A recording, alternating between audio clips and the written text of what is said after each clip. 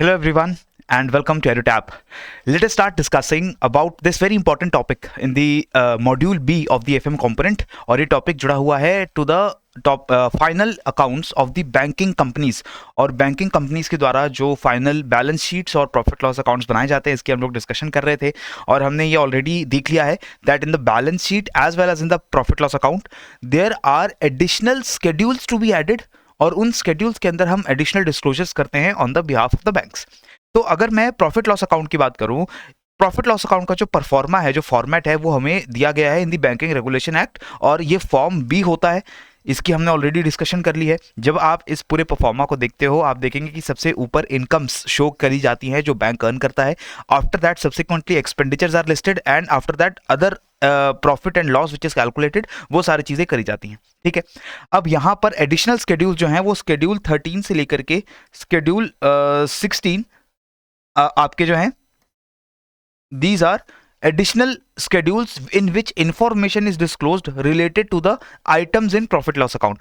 तो profit loss account में जैसे आपका स्केड्यूल नंबर 13 है, ये आपकी इंटरेस्ट अर्नड इससे जुड़ी हुई एडिशनल डिस्क्लोजर्स को बताता है। तो एक एक करके इन सभी स्केड्यूल 13, 14, 15, 16 की बात कर लेते हैं कि what are the additional items which are disclosed under the schedules. तो अगर मैं स्केड्यूल 13 की बात करूं, बैंक जो इंटरेस्ट अर्न करेगा, इंटरेस्ट या डिस्काउंट जो बिल्स के ऊपर या लोन्स के ऊपर बैंक को मिलते हैं उसको हमें अलग से शो करना होता है। तो जितना भी इंटरेस्ट या डिस्काउंट किसी कोई बैंक ने लोन दिया है, बैंक ने कैश का लोन दिया, डिमांड लोन दिया, ओवरड्राफ्ट के ऊपर बैंक को जो इंटरेस्ट मिला, वो सारा इंटरेस्ट बैंक का जो है वो अलग से शो होगा।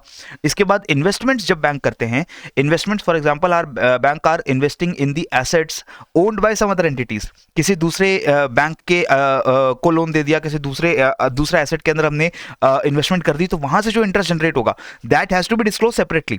सो बैंक्स खुद जो लोन दे रहे हैं उनसे जो इंटरेस्ट आ रहा है वो अलग से शो करना है, और बैंक जो अलग से इन्वेस्टमेंट्स करते हैं दूसरी एसेट्स के अंदर, उससे अगर आपकी जो इंटरेस्ट आती है वो आपको अलग से शो करना है। Interest on the balances with the RBI and other interbank funds. So अगर आपने रिजर्व बैंक ऑफ इंडिया के पास अपने जो फंड्स रखे हुए हैं या दूसरे बैंक्स में जो आपने लॉन्ग टर्म फंड्स पार्क करके रखे हुए हैं, उन पे जो आपको इंटरेस्ट मिलता है वो आप अलग से शो करेंगे। And other interest and discounts which are not included in the above three heads that has to be disclose separately. So these are the additional items, ताकि कोई भी जो प्रॉफिट लॉस अकाउंट के स्केड्यूल्स को पढ़ने वाला इंसान है उसको पढ़कर पता चल जाए कि बैंक की जो इनकम आती है, जो इंटरेस्ट आता है, वो किन किन सोर्सेज से कितना कितना इंटरेस्ट बैंक को आता है। ठीक है, इसके बाद आता है schedule number 14 which is related to other incomes. Commission, exchange और ब्रोकरेज जो बैंक अर्न करता है has to be disclose separately. Investments की सेल करने पर, not the interest but when you sell your investment, आपने कोई म्यूचुअल फंड्स थे, कोई स्टॉक्स थे, कोई शेयर्स थे, कोई बॉन्ड्स थे बैंक्स के पास जो उन्होंने सेल कर दिए, उससे जो रिकवरी हुई that is shown differently. Profit on revaluation of investments, existing investments को जब आप रीवैल्यूएट करते हो और वो इन्वेस्टमेंट्स में अगर इंक्रीज होता है, उनका वैल्यू इंक्रीज होता है, तो वो जो प्रॉफिट एक्स्ट्रा है उसको अलग से शो करेंगे। Profit on sale of land, building and other assets. Now these are the fixed assets. These are not assets like shares and stocks वगैरह.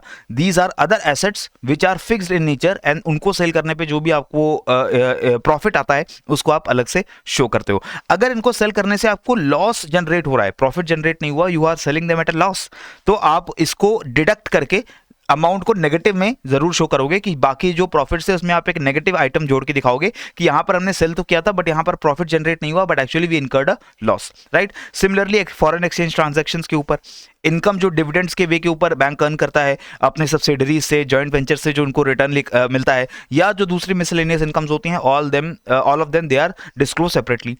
Similarly next comes your schedule number 15, interest income, interest on deposits. Now this is an deposits which the bank is paying on, right. तो जितने भी banks के पास deposits हैं उसके ऊपर जो भी बैंक्स इंटरेस्ट पे करते हैं that is disclose separately. This should not be interest income, sorry, this should be interest expenditure,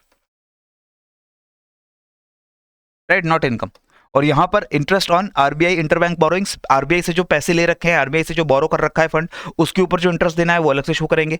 other discounts and interest on other borrowings and refinance from different financial institutions that has to be disclose separately. And your final schedule 16 वो operating expenses को list करेगा जहां पर आपकी salaries आते हैं, rents आते हैं, टैक्सेस आते हैं, आपकी एडवर्टाइजमेंट के ऊपर जो खर्चा हो रहा है, यानी कि जो आपकी इंटरेस्ट इनकम नहीं है, यानी कि इंटरेस्ट एक्सपेंडिचर, यानी कि लोगों को जो आप इंटरेस्ट दे रहे हैं, लोन्स के ऊपर जो आप इंटरेस्ट दे रहे हैं, डिपॉजिट्स के ऊपर जो आप इंटरेस्ट दे रहे हैं, उसके अलावा जितना आपका एक्सपेंडिचर है, all that other expenditure has to be disclosed in the schedule number 16। Right. So this is the very basic gist of the disclosures made in the different items in your profit loss account schedules. लेकिन अगर आपको और detail में इन चीज़ों के बारे में समझना है, इनको पढ़ना है, ताकि आपको ये चीज़ें दोबारा ना भूलें और आपके मई 2024 एग्जाम के अंदर एएफएम के आने वाले जो सवाल है वो आपके एकदम अच्छे से सॉल्व हो जाए, then this is a crash course that we have launched for the upcoming May examination. And this crash course, the batches, they are starting from 16th of January.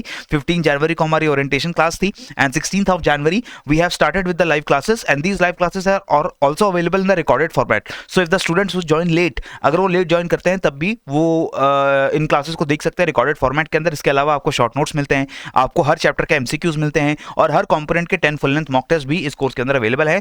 So if you want to join this batch, although the batch has already started, you can do that, and you can use the code live80, right? So that is all that I had to share with you in this video. I hope you enjoyed this. पढ़ते रहिए, बढ़ते रहिए. जय Hind and जय भारत.